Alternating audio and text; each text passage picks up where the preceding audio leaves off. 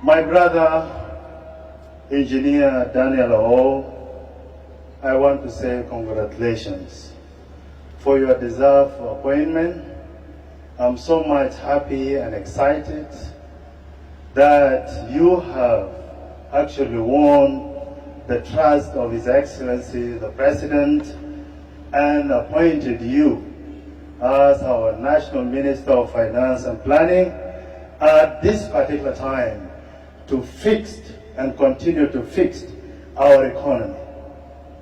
What many people do not know is that Engineer O and I come from the same background.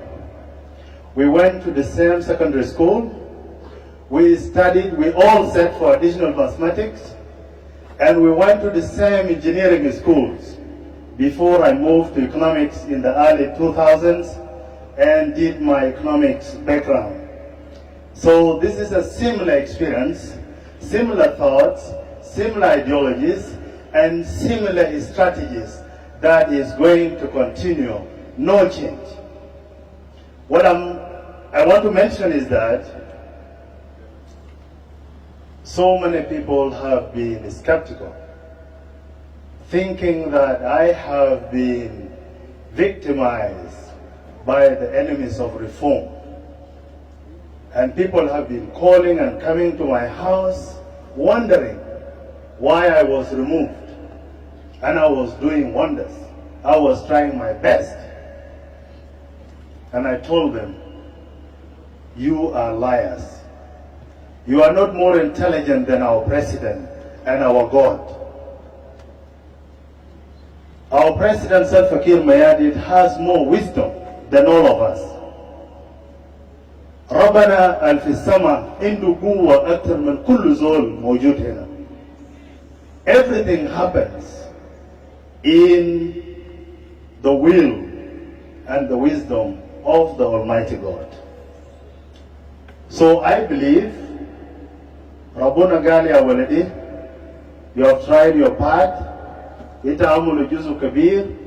You have fixed policies. Come, I have a better place for you. And Engineer O is fixed to continue making the reform work. As I stand before you today, marking the culmination of an incredible journey since my appointment on the 3rd of August 2023, my heart is filled with gratitude and a profound sense of accomplishment. Reflecting on the strides we have made together, I am reminded of the resilience, dedications, and collective effort that we have defined, or that has defined the tenure when I'm in the ministry, when I have been in the Ministry of Finance and Planning. Our achievements are many and varied, each contributing significantly to the financial and economic landscape of our beloved nation. You know, comrades, when I first entered here into these premises, the first thing I realized was the sudden proposed increase of salaries to 600%. I fought hard to explain to the SPLM caucus, to the parliament, that it is not viable, that there are certain things that we need to work on before we increase the salaries in this particular time. I tried to tell people that it will shock the market and that the supply of SSP in the market will increase. It was difficult to be understood at the time. But I think His Excellency President Salva stood with me firmly, and we finally settled at 400%. My second mission after the approval of the budget was to stick to the budget. So I did not entertain anything out of the budget. And that is why the claims that were not part of the budget was not paid. And that was my first encounter with resistance. I then found rampant medical claims flowing all over the corners of this ministry. I stopped them to safeguard the budget, but people did not appreciate it. My team and I then embarked on the reform agenda, starting with broad restructuring of the ministry. Until our intervention by then, this institution lacked cohesive organizational structure. Literally, there was no clear organogram, but now we have one, and everybody is well fitted. I did the deployment of DGs, directors, and the rest in the spirit of inclusivity and merit. I did not care who brought you here or who you are. I just read your profiles, experiences, and performance, and that were the basis of my deployment.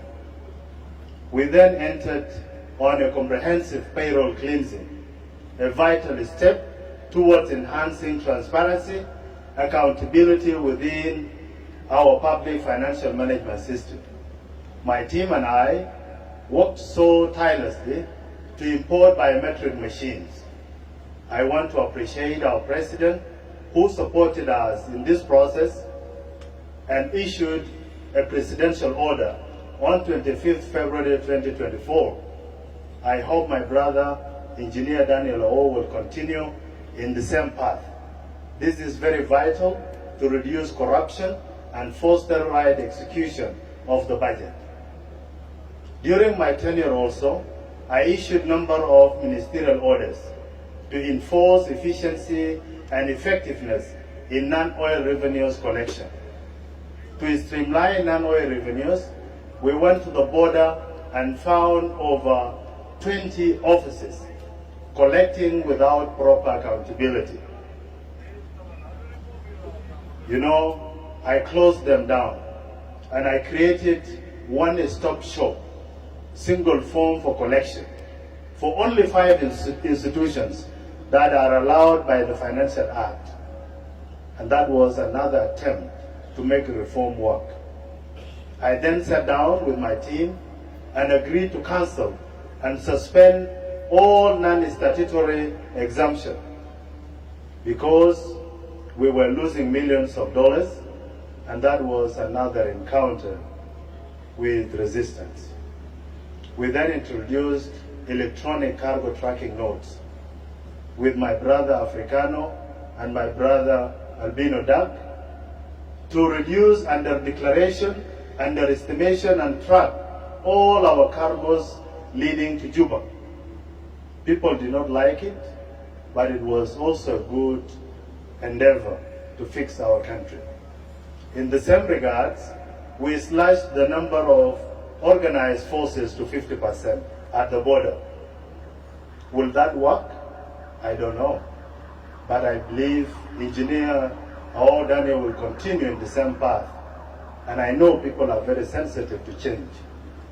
I want to thank the leadership of organized forces at that particular time and now, who accompanied me to Numuli to fix the border and have to enhance our non-oil revenues. My biggest concentration, my brother Engineer Wo, was to diversify our economy. So my focus has been in agriculture, mining, and external trade. You have seen how we have restructured the agricultural bank, as mentioned by the governor. And my other focus has been prioritizing government payments or government claims. And that is why we managed to pay for embassies, we managed to pay our basketball teams, and our subscription to the UN, to the AU, to African Union, to IGAD, and all the other bodies. I also issued other ministerial orders to establish institutions such as Financial Claims Board, Tax Exemption Board, and many other bodies that actually support our reform agenda. Through these reforms, we have laid a groundwork for rapid economic transformation that will result in a prosperous economy if implemented in the same spirit. my brother Daniel O, our quest to diversify our revenue streams, reduce our dependency on oil revenues, we need to make significant stride in actually increasing non-oil and also go for external loans. You know, we have successfully negotiated our way with several companies and financial institutions all over the globe. We did complete negotiations with Sheikh Hamad bin Khalifa Nahyan in Dubai, HBK, Department of Petroleum, for a long-term facility. We also negotiated with China African Corporation, we negotiated with Green Bank, we negotiated with Marina in Canada, and so many other institutions, just to have long-term facilities that will enable us to pay salaries and pay government operations. I'm so much hopeful that some of the transactions will reach our country very soon, as we have completed most of them. These achievements, alongside ongoing investment opportunities also with the Bahrain companies in livestock, in fisheries, in agriculture, in gold mining, and medical services, that I wish you continue with my colleagues who we have started this journey together with. We have also significantly expanded our support base with the key global financial institutions like IMF, the World Bank, African Exim Bank, China Exim Bank, African Development Bank, among other institutions who have actually supported us, have been supporting us in our journey, in our economic transformation.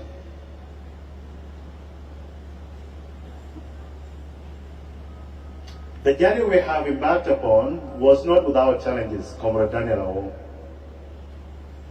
but the unwavering support of our leadership and the dedication of our team at the ministry, we managed to reach here. And I want you to sustain it. And I want to extend my deepest appreciations to the entire staff of the ministry for their cooperation, for their support, and the leadership that they have shown during this period. To our financial partners, diplomatic missions, donors, development partners, I thank you for your collaboration during my tenure. I urge you to extend the same level of support and assistance to my successor, ensuring that he succeeds in achieving the goals of the nation. To you, my brother, I want to give you this advice.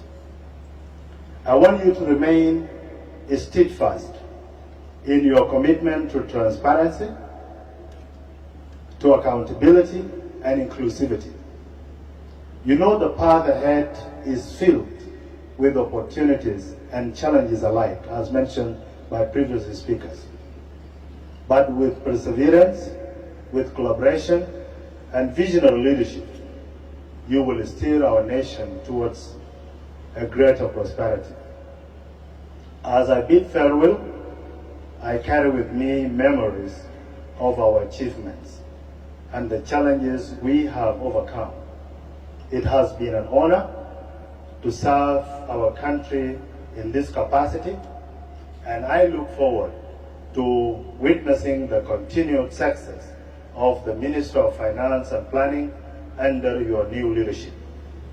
Before I conclude, I want to offer special thanks filled with love and humility to the Deputy Minister, Comrade Agog Makur, to the two most dedicated undersecretaries, to DGs, Deldi, Dabuna, Arob, and the rest, to all our colleagues, to the hard-working, most dedicated staff, the small team that I have ever had in the ministry and in my office, to the wonderful collaboration I have been receiving from all the staff down to all the employees. and also to the supporting mothers of the ministry. I'm so much grateful for your magnificent services and sacrifices. To our mothers outside the country and outside the ministry, above them, our mother, the mother of the nation, Mama Ayen Mayadit, I want to say thank you for your emotional support, patience, and all your support you have given us. To our gallant forces, our wounded heroes, martyrs' families, I'm sorry for what happened to you here at this ministry, what I have said, and what you are going through. The fruits of your hard work is yielding. I want to thank all my colleagues in the cabinet for their professional and political support during my tenure. And I want to thank all the vice presidents for their support, and His Excellency the President and the aspirant leadership for their visionary leadership and for their magnificent efforts to make prosperity a reality in our country. Without mentioning so much, I want to tell you, Comrade O, that I will always be available. I will always be available, will even not hesitate to come to the office and give you any document, every advice, and every assistance that you need. I'm always available, and I'm available to carry with you forward the beacon of hope that our people have been waiting to achieve. I want to thank you and thank everybody for the wonderful time we have spent together.